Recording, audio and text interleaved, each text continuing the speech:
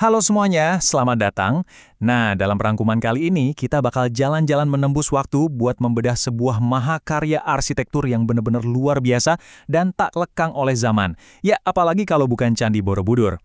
Coba deh kalau kalian pernah lihat fotonya, atau bahkan beruntung banget pernah berdiri langsung di pelatarannya, kerasa banget kan auranya yang beda, kayak ada magisnya gitu. Hari ini kita bakal ngupas tuntas narasi sejarah di balik asal-usulnya.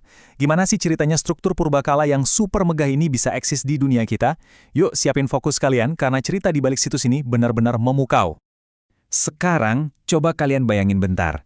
Kita melangkah jauh ke pedalaman, tepat di jantung Pulau Jawa. Sejauh mata memandang, kalian cuma dikelilingi pemandangan alam yang luar biasa. Hamparan hijau pegunungan yang super luas. Terus, pelan-pelan turun kabut mistis yang nutupin area itu. Wah, suasananya langsung berubah jadi sakral dan sunyi banget. Nah, persis di landscape yang dramatis dan penuh misteri inilah, Borobudur berdiri tegak menantang zaman. Pemilihan lokasinya jelas bukan kebetulan, teman-teman. Alam sekitarnya itu ibarat panggung raksasa yang emang disiapin khusus buat nopang sebuah mahakarya yang abadi. Oke, mari kita selami lebih dalam perbedaannya.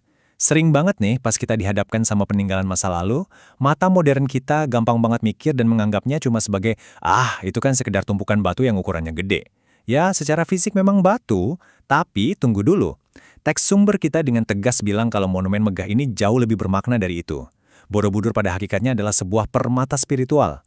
Beda banget kan rasanya antara mendirikan bangunan biasa dengan menciptakan sebuah permata. Permata itu punya nilai dari dalam, punya kilo filosofis dan makna mendalam yang diwariskan dari generasi ke generasi.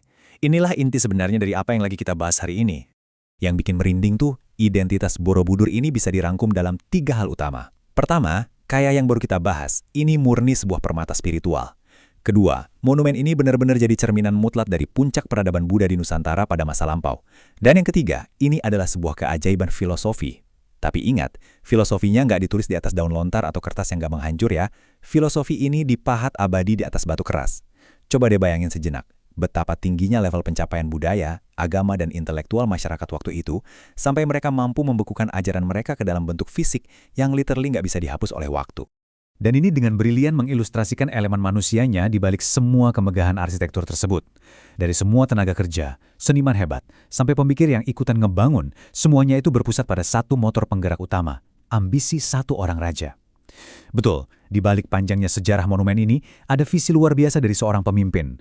Buat ngebangun sesuatu yang skalanya segede Borobudur, butuh jauh lebih dari sekedar kekayaan.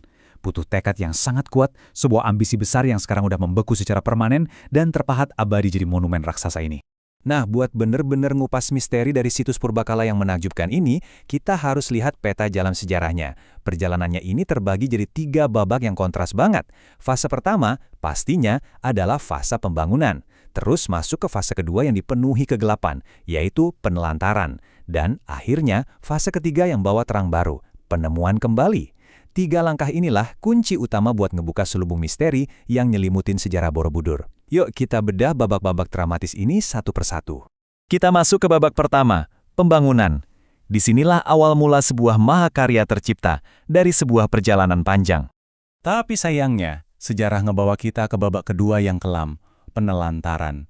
Masa di mana situs raksasa ini ditinggalkan, ditelan bumi, dan terselubung oleh kabut mistis pegunungan.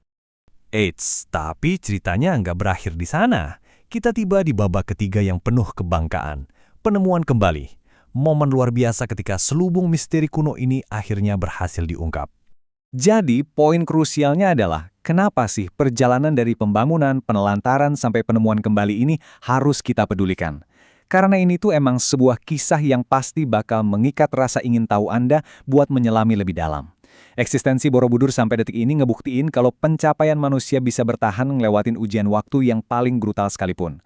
Mengetahui sejarah ini ngajak kita buat nggak cuma jadi penonton pasif, tapi jadi pembelajar aktif yang selalu penasaran sama kedalaman sejarah dan identitas peradaban kita sendiri.